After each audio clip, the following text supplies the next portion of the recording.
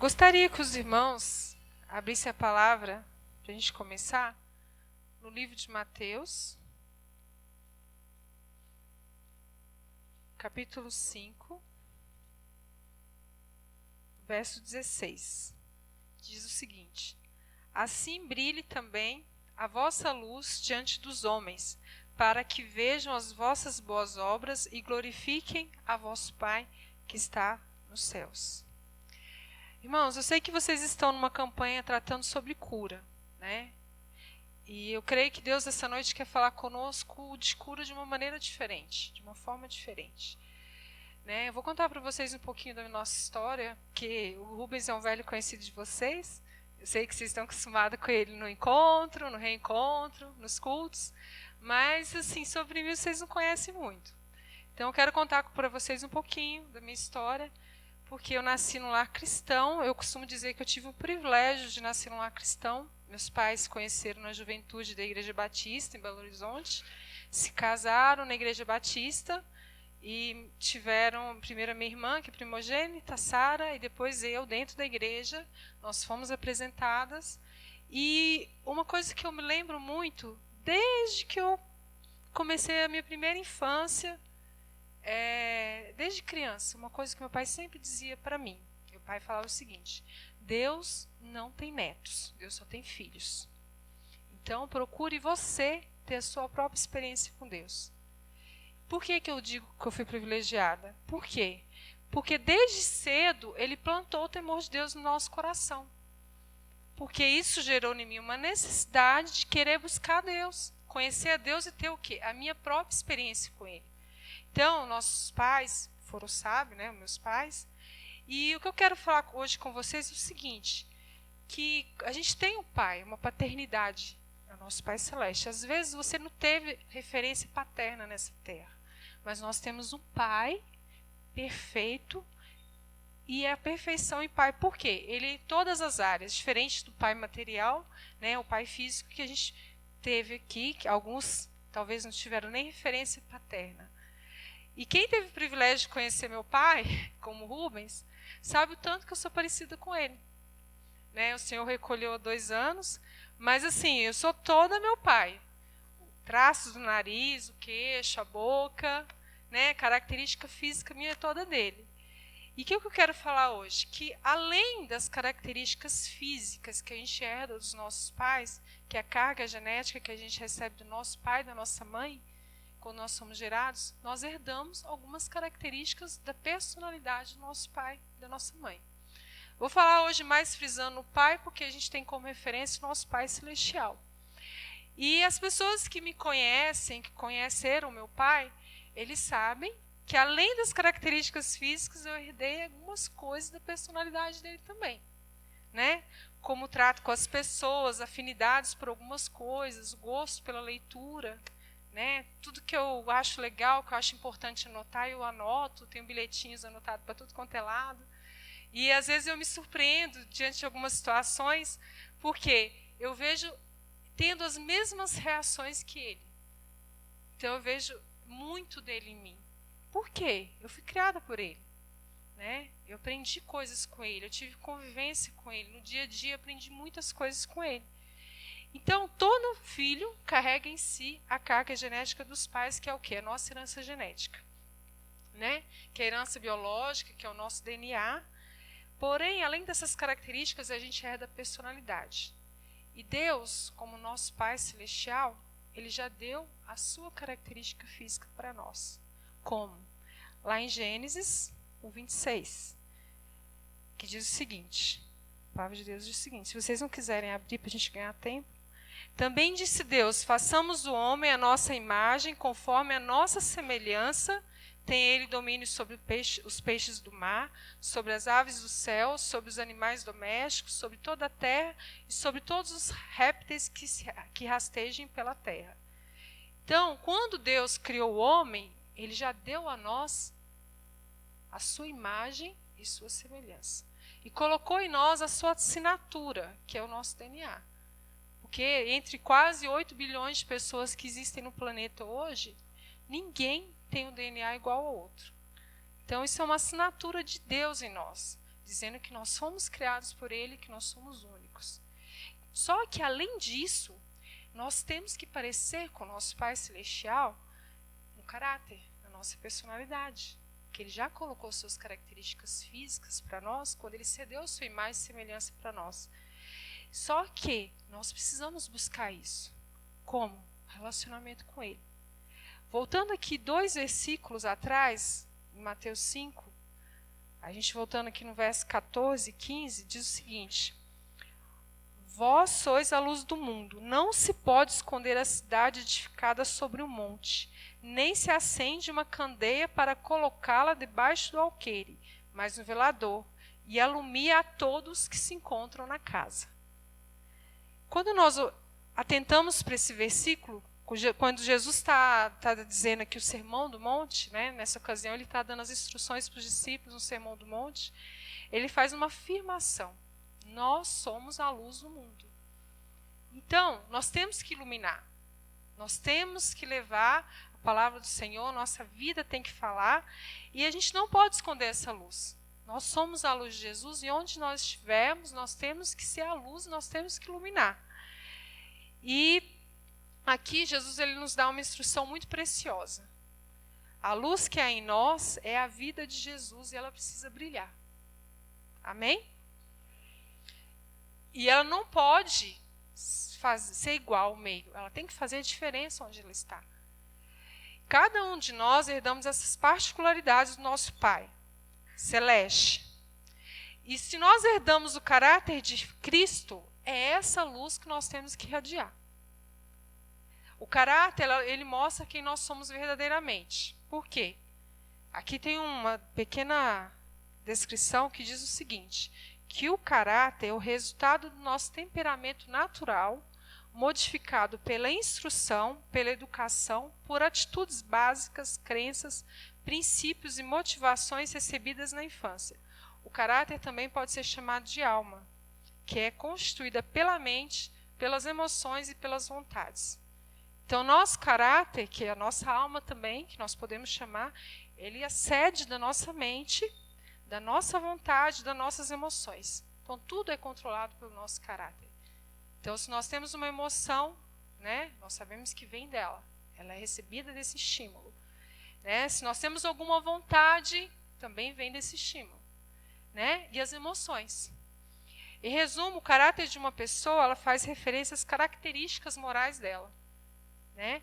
Que a forma de comportar é a sua ética, seus valores e a sua índole. Para a gente poder ilustrar, irmãos, de uma maneira que fique mais clara para nós, é como se fosse o seguinte: quem entende um pouquinho aqui de informática, é como se fosse o sistema operacional nosso. É o nosso modus operandi. Independente da situação na sua vida, você vai responder daquela forma. Esteja você no meio da multidão ou sozinho na sua casa. Isso reflete o seu caráter. Então, sabendo que nós devemos ter as características morais do nosso Pai Celestial, quais são os ensinamentos que Ele deixou para que nós parecêssemos com Ele? No nosso caráter, nas nossas atitudes, na nossa índole e nas nossas características da personalidade. O que a Bíblia nos fala sobre isso? Lá em 2 Timóteo 3,16, a palavra de Deus diz o seguinte: que toda a Escritura ela é inspirada por Deus e útil para o ensino, para a repreensão, para a correção e para a educação na justiça. Então, eu quero refrisar aqui, nenhum texto da Bíblia está escrito lá de maneira aleatória. Nada foi colocado lá por acaso. Né? Então, toda ela está ali para o quê? Nos ensinar, nos repreender, nos corrigir e educar na justiça de Deus. Por quê? A palavra de Deus tem instrução para todas as áreas da nossa vida. Nada fica perdido. E sobre isso, irmãos, eu gostaria que a gente meditasse um pouquinho no livro de Provérbios, que até o irmão aqui já fez uma pequena introdução aqui, quando foi falar do dízimo das ofertas. O Espírito Santo estava confirmando, né? Aqui no livro de Provérbios, abra no capítulo 3, para a gente examinar um pouquinho as Escrituras. Capítulo 3, a partir do verso 1 até o verso 12.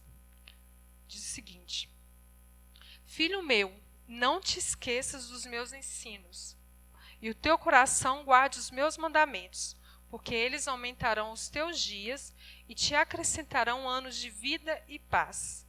Não te desamparem a benignidade e a fidelidade, ata-as ao pescoço, escreve-as na tábua do teu coração, e acharás graça e boa compreensão diante de Deus e dos homens. Confia no Senhor de todo o teu coração e não te estribes no teu próprio entendimento. Reconhece-o em todos os teus caminhos, e ele endireitará as tuas veredas. Não seja sábio aos teus próprios olhos. Teme ao Senhor e aparta-te do mal. Será isto saúde para o teu corpo e refrigério para os teus ossos.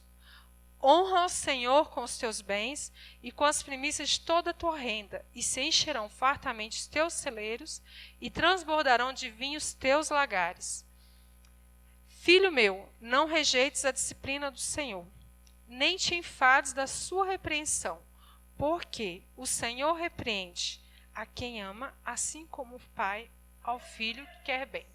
Amém? Não sei como é que está na sua Bíblia, mas na minha, o título desse capítulo está assim: Exortações da sabedoria a obedecer ao Senhor. Aqui, irmãos, a palavra de Deus deixa registrado para nós como obedecer a Deus. E eu quero que a gente medite agora, dividindo esse texto em 4 partes. Quero falar com vocês um pouquinho. A primeira parte é os versículos 1, 2, 3 e 4. O que a palavra de Deus está nos instruindo aqui? Ele quer que nós guardemos no nosso coração os mandamentos do Senhor. Por quê? As consequências aqui, ó. Dias longos, anos de vida e paz. Quem quer ter dias longos, anos de vida e paz? Amém? Só que para isso eu tenho que fazer o quê? Obediência, guardar o coração. Os mandamentos do Senhor, guarda como tábuas. Escreve nas tábuas do teu coração. Se a gente continua aqui, irmãos, ó, não te desampare a benignidade e fidelidade. Quando a gente lê benignidade e fidelidade, eu logo lembro do fruto do Espírito. Lá em Gálatas 5, 22 e 23. Que diz que nós temos que produzir o fruto. Está no singular, não é no plural, é um fruto só. Quando a gente lê os frutos do Espírito lá, a gente tem que produzir. Quando eu leio esse texto, irmãos, eu lembro logo de uma mexerica. Por quê? Mexerica tem vários gomos, certo? E cada qualidade do fruto do Espírito é um gomo. E você já pegou aquela mexerica para você comer, que você acha que está suculenta, saborosa, gostosa? E quando você descasca, você chupa um gomo e depois os outros estão secos? Já aconteceu isso com vocês? Você vai com aquela vontade de comer, quando você abre, está estragado. Nós temos que produzir o fruto. Vamos lá em Gálatas. Gálatas 5, 22 e 23, para a gente ouvir falar um pouco mais sobre o fruto do Espírito.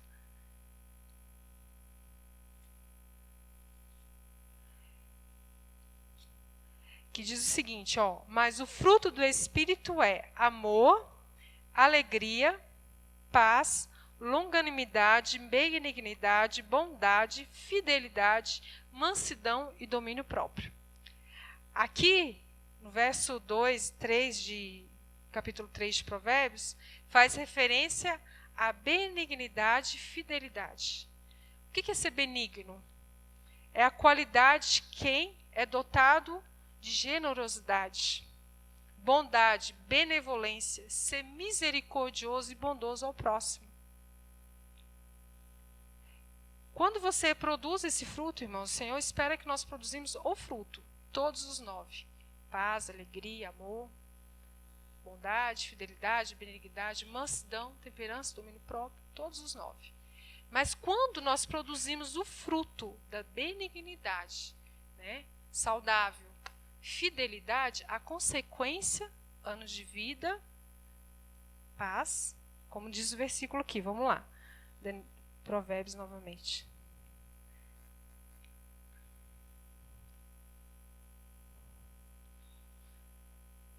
benignidade e a fidelidade. Atas ao pescoço, escreves na tábua do teu coração, e acharás graça e boa compreensão diante de Deus e dos homens. Então nós acharemos a consequência da produção da bondade e da fidelidade é encontrar graça diante de Deus e dos homens. Amém? Aqui, atributos divinos daqueles que andam no Espírito. Reflete o caráter de Deus diante das pessoas do seu convívio. Então, quando você convive com as pessoas veem a produção desse fruto na sua vida. Naturalmente, você está irradiando a luz de Deus através da sua vida. Confiança no Senhor, nos versos 5, 6 e 7, que diz o seguinte: confia no Senhor de todo o teu coração e não te estribes no teu próprio entendimento. Reconhece-o em todos os teus caminhos e ele endireitará as tuas veredas. Não sejas sábio aos teus próprios olhos. Teme ao Senhor e aparta-te do mal. Deus, irmãos, não quer que a gente faça as coisas do nosso jeito. Ele instrui a gente para confiar nele de todo o nosso coração. É 100%, irmãos. Só que, infelizmente, nós gostamos de ter o controle da situação. Quem não gosta? Eu gosto. Gosto de ter o controle, eu gosto de saber o que vai acontecer, ainda mais pessoas do meu temperamento. Né? É muito metódica, gosto das coisas muito certinha. Então, eu quero ter o controle de tudo. Se alguma coisa sai do controle assim, eu já fico preocupada. Só que Deus quer que a gente confie nele de todo o nosso coração. Como que eu faço isso? Eu preciso reconhecer ele em todos os meus caminhos. Eu tenho que trazer ele para todas as decisões que eu vier a tomar na minha vida. Só que nós gostamos também da independência. A gente gosta de fazer as coisas do nosso jeito, da nossa vontade, da nossa cabeça. E ainda, depois quer que Deus conserte a situação. Né? Geralmente não é isso que acontece. Você vai fazer alguma coisa importante, tomar uma decisão importante na sua vida. Quem você deveria consultar primeiro? Né? Mas geralmente a gente faz as coisas, depois a gente pergunta para Deus o que ele acha. Ou então chama ele para arrumar a situação na nossa vida. O perigo, irmãos, é quando nós achamos que nós somos sábios e autossuficientes. Nós julgamos muito sábios, né? Donos da razão. Só que para isso que Deus instruiu a gente a temer a Ele, a buscar a Ele. Né? Por quê? A partir do momento que você busca a Deus, que você consulta Ele antes de tomar qualquer decisão, você está se afastando do mal. Deus está querendo te proteger. Está querendo que você confie nele, que você busque Ele para tomar as suas decisões na sua vida. A partir do momento que você faz as coisas da sua cabeça, da sua maneira, como que Ele vai te proteger do que vai acontecer lá na frente, que Ele já sabe, já conhece? Né? Então, irmãos, muitas vezes nós caímos no pecado da obstinação. O que é obstinação? É aquele apego forte e excessivo às nossas próprias ideias, à nossa própria vontade. Eu fico birrento, fico teimoso, mas não agarro aquele problema. Não desagarro daquela situação nem daquela ideia. Eu quero fazer do meu jeito, no meu tempo, na minha vontade. E o que a palavra do Senhor diz? Que nós temos que confiar nele. Confiar por quê? Porque ele sabe o que é melhor para nós. Ele conhece o nosso futuro. Ele já viu lá na frente. Só que a gente quer ser autossuficiente, quer depender da nossa sabedoria, do nosso entendimento da vida, né? E queremos fazer as coisas da nossa forma. Irmãos, a gente tem que vigiar muito nessa área, principalmente no pecado da obstinação. Por quê? Nós temos que mortificar a nossa carne. E se o próprio Jesus deu o exemplo para nós, que assim que ele foi batizado, o Espírito Santo levou ele até o deserto, a palavra de Deus diz lá em Mateus que ele foi tentado pelo diabo e jejuou por 40 dias e 40 noites. Por que nós não temos que jejuar? Por que nós não temos que mortificar a nossa carne para acabar com a carne gritando? Porque a carne, irmãos, ela grita. Ela quer que as coisas sejam feitas do modo dela, no tempo dela, na vontade dela. Por experiência própria, irmãos, teve uma vez que eu estava tendo muita dificuldade de ir no culto da manhã. E estava com aquela peleja, me arrumava, às vezes não dava certo de eu ir, Valentina pequena. Aí o Espírito Santo, porque todas as ideias boas vêm dele, né? Não é nossa. O Espírito Santo me deu a ideia, falou assim, então vai em jejum. Eu falei, amém. Então tá, você não quer ir, então agora você vai com fome.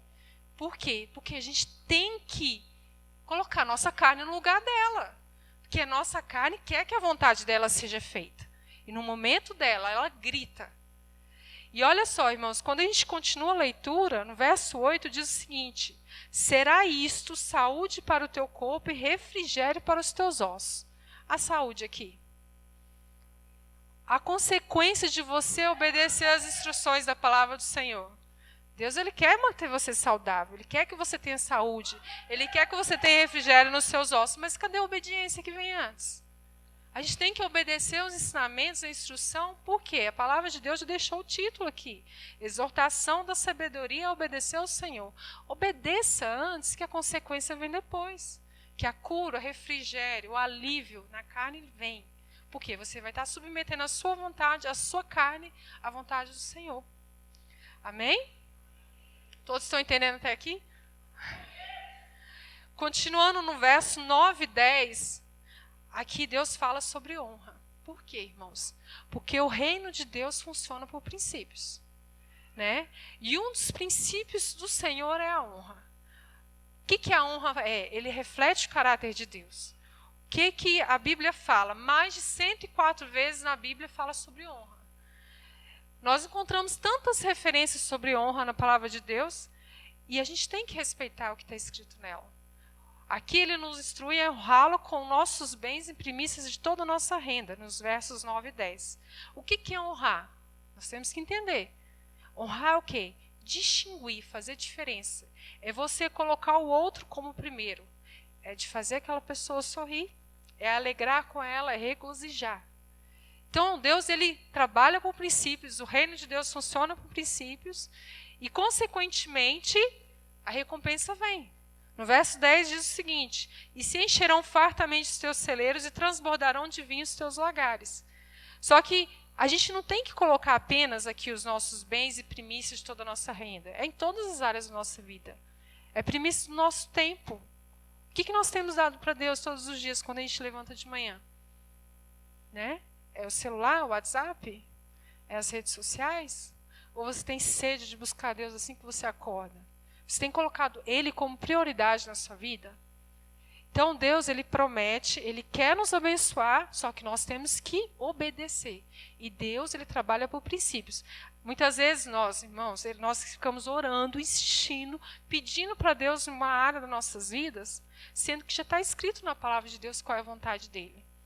Nós temos apenas que obedecer. Então Deus, Ele tem pressa, Ele quer nos abençoar, só que princípios Ele não vai quebrar. Deus não negocia princípios. Se nós estamos honrando a Deus e buscando Ele nessa área, Ele vai nos abençoar. Só que quando a gente vê as referências de honra na palavra de Deus, nós podemos refletir também sobre honra aos pais. Lá em Efésios 6, do 1 ao 3, diz o seguinte: filhos, obedecei a vossos pais no Senhor, pois isto é justo. Honra teu pai e tua mãe, que é o primeiro mandamento com promessa para que te vá bem e sejas de longa vida sobre a terra. A Bíblia é clara, irmãos. Para você receber longa vida sobre a terra, você tem que honrar seus pais. Nós estamos honrando nossos pais? Nós estamos cumprindo esse princípio? Nós temos que honrar em primeiro lugar a Deus, a ordem de prioridade. Temos que honrar os nossos pais. Temos que honrar os nossos irmãos, colocar eles em primeiro em nossas vidas. Temos que honrar a nossa palavra. Infelizmente, o que nós temos visto, irmãos, é uma geração que não honra a palavra que tem. Né? Muitas vezes promete para o pastor, promete para o líder, promete para o irmão. Pode contar comigo, eu estou aí amanhã, viu? Final de semana que vem, pode contar comigo no evento que eu estou lá. Aí dá uma dor de barriga, a pessoa não aparece. Aliás, nem avisa que não vai. Né? Se for, se avisar, tá bom demais. Muitas vezes não avisa. Né? Dá a palavra e não cumpre. Nós precisamos honrar aquilo que nós falamos. Né? Como cristãos, irmãos, esse é o nosso testemunho. É a luz que irradia de nós. Então, honrar princípios é muito importante. Por fim, aqui nos versos 11 e 12, a palavra diz o seguinte: filho meu, não rejeites a disciplina do Senhor, nem te enfades da sua repreensão, porque o Senhor repreende a quem ama, assim como o pai ao filho que quer bem. Deus, como bom pai, Ele nos disciplina. Ele nos ama. Que pai e mãe aqui que vê o filho fazendo uma coisa errada, não disciplina, não corrige. Né? Eu vejo a minha pequena lá, que de vez em quando apronta, eu fico com dó, mas eu corrijo. Eu sei que eu estou fazendo bem para ela. Se eu não corrigir, daqui a pouco a consequência vem. Então é melhor corrigir naquele momento, vai sofrer, vai chorar, mas eu preciso corrigir. Da mesma forma, irmãos, Deus, Ele nos corrige. E correção do Senhor é proteção para nós. Porque Ele nos ama. Se a correção não está vindo, irmãos, a gente tem que ficar preocupado. Porque Deus não está corrigindo, tem alguma coisa errada. Então não é filho.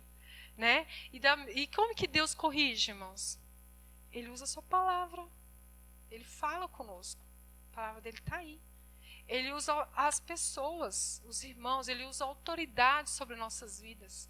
Quem é autoridade espiritual sobre a sua vida? Quem é autoridade na sua casa? Quem é autoridade na igreja? Então nós temos que estar atentos à correção. Nós temos que aceitar a correção sabendo que ela vai trazer vida para nós. Amém? E para a gente continuar aqui, eu gostaria que os irmãos fossem lá para o livro de Daniel.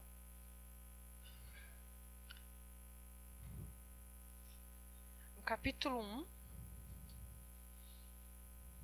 Nós vamos ler até o verso 1 até o verso 8. Diz o seguinte: no ano terceiro do reinado de Jeoaquim, rei de Judá, veio Nabucodonosor, rei da Babilônia, a Jerusalém e a sitiou. O Senhor lhe entregou nas mãos a Jeoaquim, rei de Judá, e alguns dos utensílios da casa de Deus. A estes levou-os para a terra de Siná, para a casa do seu Deus, e os pôs na casa do tesouro do seu Deus. Disse o rei a Aspenaz, chefe dos seus eunucos, que trouxesse alguns dos filhos de Israel, tanto da linhagem real como dos nobres, jovens sem nenhum defeito, de boa aparência, instruídos em toda a sabedoria, doutos em ciência, versados no conhecimento e que fossem competentes para assistirem no palácio do rei e lhes ensinasse a cultura e a língua dos caldeus. Determinou-lhes o rei a ração diária das finas iguarias da mesa real e do vinho que ele bebia, e que assim fossem mantidos por 3 anos, ao cabo dos quais assistiriam diante do rei. Entre eles se achavam os filhos de Judá, Daniel, Ananias, Misael e Azarias. O chefe dos eunucos lhes pôs outros nomes, a saber, a Daniel, o de Beltesazar, a Ananias, o de Sadraque, a Misael, o de Mesaque, e a Azarias, o de Abednego. Resolveu Daniel firmemente não contaminar-se com as finas iguarias do rei, nem com o vinho que ele bebia, e então pediu ao chefe dos eunucos que lhe permitisse não contaminar-se. O que Deus quer nos ensinar aqui essa noite, irmãos? Deixou registrado na palavra dele o Filho de Deus que brilhou diante dos homens. Amém? Que foi o primeiro versículo que nós lemos aqui. Que a vossa luz brilhe diante dos homens, e assim glorifique o vosso Pai que está nos céus. Porque se Deus é um Deus de princípios e Ele não negocia princípios, nós precisamos conhecer os princípios de Deus contidos na palavra dEle para tomarmos decisões. Amém? Porque senão como que nós vamos saber se nós estamos tomando a decisão certa ou não? Então a gente precisa examinar a palavra de Deus. Então aqui, Daniel, ele é um grande exemplo que não negociou princípios. Por quê? Nós temos aqui um relato de um jovem que ele foi levado como escravo para a Babilônia. De repente, irmãos, ele tinha acabado de sair da adolescência. Tinha o quê? Uns 16, 17 anos no máximo. E ele saiu do meio do seu povo e de repente ele se vê favorecido, vivendo na corte do rei da Babilônia. Quando nós olhamos as circunstâncias que Daniel estava, ele se viu numa situação totalmente favorável para pecar. Sabe por quê? Ele estava como escravo, longe da sua terra natal. A Bíblia não fala nada sobre seus pais. E o que ele podia fazer? Ele estava desobrigado de dar satisfação para alguém. Ele podia fazer o que ele bem quisesse, o que bem desse vontade nele de fazer, né? Porque ele estava vivendo no palácio. Ele poderia se sentar na mesa com o rei. privilégio para poucos. Ele poderia viver no meio da elite real. E quando a gente contextualiza, vamos trazer isso para os nossos dias, para a gente entender melhor, seria como se fosse um jovem, tudo bem, de classe média, com alguns privilégios, mas que fosse levado de um dia para o outro para os Estados Unidos, para viver em Las Vegas, ou para a Espanha, naquela cidade badalada, como que chama? Ibiza, que tem aquele jargão, o que acontece lá, fica lá. Poderia, tudo permitido lá, nessa cidade. Um povo pagão, que não tinha nenhum temor a Deus. E ele era dotado de algumas qualidades que o mundo gosta muito. Aqui, ó, no verso 6 ou 5, deixa eu ver aqui. Aqui, ó, jovens sem nenhum defeito, de boa aparência, instruídos em toda sabedoria, verso 4. O mundo gosta muito disso, irmãos. Sabe o que o mundo gosta? Juventude, beleza e inteligência. Ele tinha as 3 características. Ele era jovem, bonito, muito inteligente, de repente estava num lugar onde tudo era permitido. Poderia fazer o que ele bem quisesse, o que desse vontade podia fazer. Por quê? Foi ofertado esse estilo de vida para ele. Né? Quando o chefe dos eunucos chega para ele e oferece ração diária, finas iguarias, sentar na mesa real, ele poderia. Ele estava livre para fazer o que bem quisesse, o que bem entendesse. E olha mais, por 3 anos, só de mordomia e badalação, se ele quisesse. Só que Daniel ele surpreende. Sabe por quê? Porque os seus princípios eram bem fundamentados em Deus. Ele conhecia o Deus de Israel. Ele sabia o Deus que ele servia. E eu creio que ele teve pais muito bons também, que instruiu ele em toda a palavra de Deus. Sabe por quê? A verso 8 diz o seguinte: resolveu Daniel firmemente não contaminar-se com as finas iguarias do rei, nem com o vinho que ele bebia, e então pediu o chefe dos eunucos que lhe permitisse não contaminar-se. Em outra versão, esse versículo diz o seguinte: e Daniel propôs no seu coração. Então ele decidiu que ele não ia se contaminar. Ele decidiu, resolveu firmemente no seu coração que ele não ia se contaminar. E isso é a beleza do livre-arbítrio, é a decisão.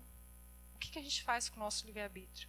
Nós decidimos, e isso foi o que Daniel fez. Porque isso salta aos olhos quando a gente lê a palavra de Deus. Ele tinha opção. Né? A decisão era dele. Só que muitos de nós, nessa situação, sabe o que a gente poderia falar? Ah, não tem opção, ele é escravo.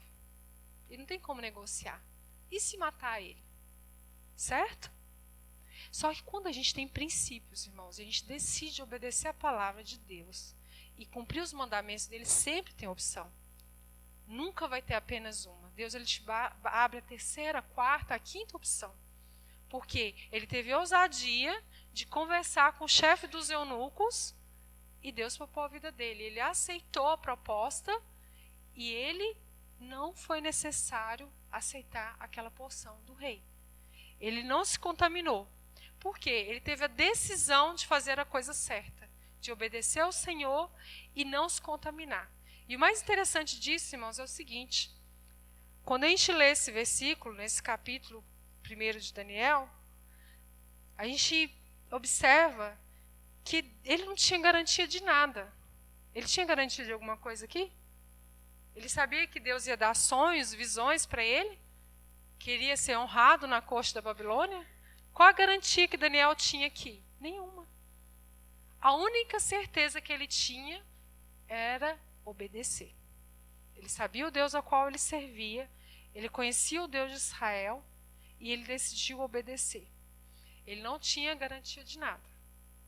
E assim como Daniel, irmãos, a gente tem que tomar a decisão de obedecer. Cumprir os princípios da palavra do Senhor, custe o que custar.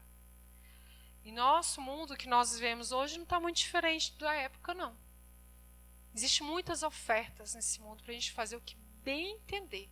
Hoje, vindo para cá, eu estava conversando com o Rubens no carro e a gente comentando o tanto de distrações que existe hoje. Se você tem uma TV por assinatura na sua casa, você tem a opção de mais de 100 canais. Você pode escolher o que você quiser assistir em qualquer hora do dia. Você tem hoje acesso à Netflix, você pode assistir uma série atrás da outra. Aquilo vai tomando todo o seu tempo.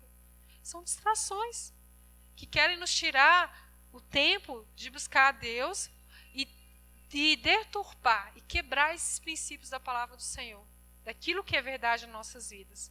Porque quando nós tomamos essa decisão de obedecer ao Senhor, a recompensa vem.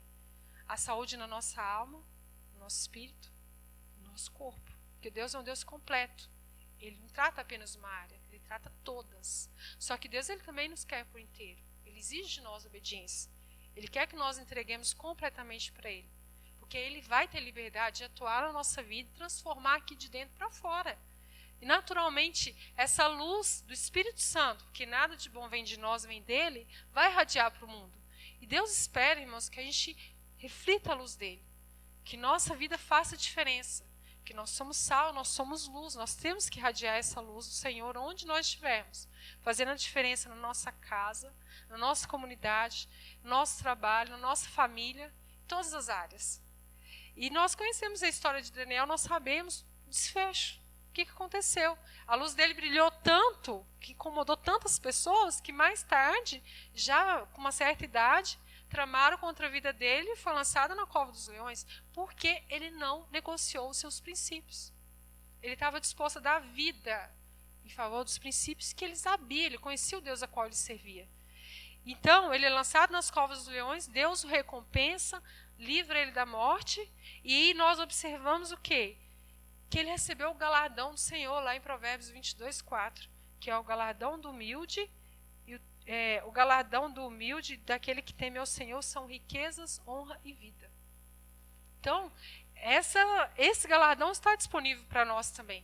Riquezas, honra e vida, saúde. Mas até que ponto nós estamos dispostos a abrir mão e se depender e se entregar totalmente ao Senhor, para nós recebermos o galardão dele.